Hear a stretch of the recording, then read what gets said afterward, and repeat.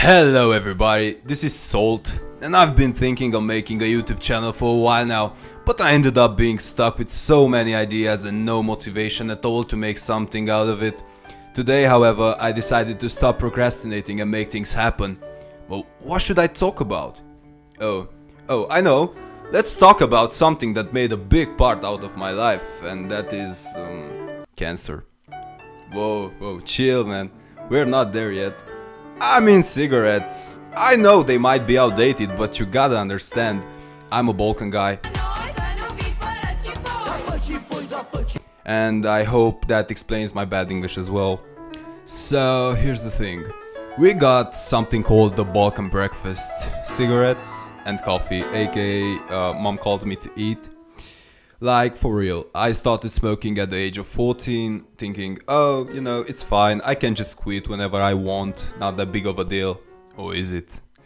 To better understand the phenomenon, I'm gonna present you some seasoned history. Now, usually I will do this with my roomie, Pepper, but he's missing right now, so we're just gonna skip to the good part.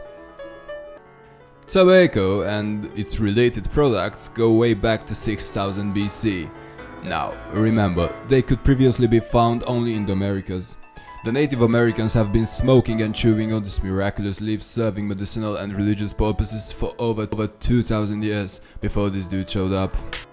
Our hero is none other than Christopher Columb.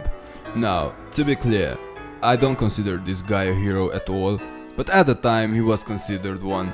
He was warmly greeted in 1492 by the Native American tribes with gifts of food, spears, and amongst those gifts were dried up leaves of the tobacco plant, which the colonists thought were useless and actually ended up throwing it overboard, only to soon realize that dried tobacco leaves are a prized possession amongst the natives.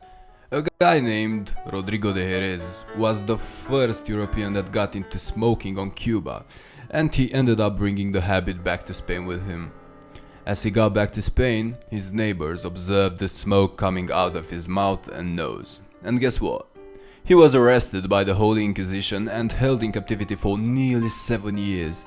However, thanks to a lot of seafarers at that time, smoking became an entrenched habit in both Spain and Portugal.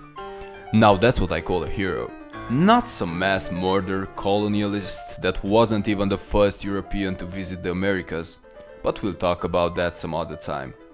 In the 15th century, Portuguese sailors were planting tobacco enough for personal use and gifts in all their trading outposts, and by the mid-century they started growing tobacco commercially in Brazil, and from that on, tobacco was introduced in every single country in Europe. By the end of the 16th century, it was snuffed or smoked, and doctors actually claimed that it was medicinal purpose. Tobacco gained value as the American revolutionaries used it as a collateral for the loans they were getting from France in 1776. In 1881, James Bonsack invented the cigarette-making machine, which led to an explosion in popularity for the cigarettes. The height in their popularity was reached during the First and the Second World War, when tobacco companies sent millions of packs of cigarettes to soldiers on the front lines. That way, they were able to create hundreds of thousands of faithful and addicted consumers. They also included the cigarettes in the soldiers' rations. So, war and tobacco go hand in hand, but I'm sure you already know that. In the 1930s, the American doctors started linking tobacco use to lung cancer, which led to a more regulated tobacco industry today.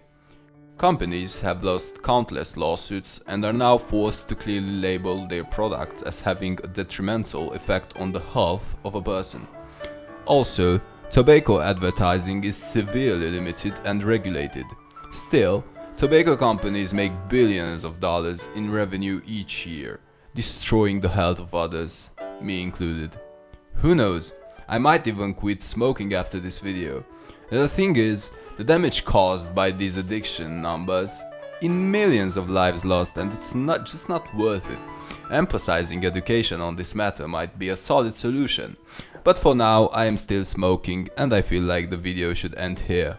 In case you infiltrated in my audition, which is currently my dog, and my girlfriend on a good day. I would really appreciate feedback and suggestions on what you like to see next. Until then, thanks for watching and I'll see you on the next one.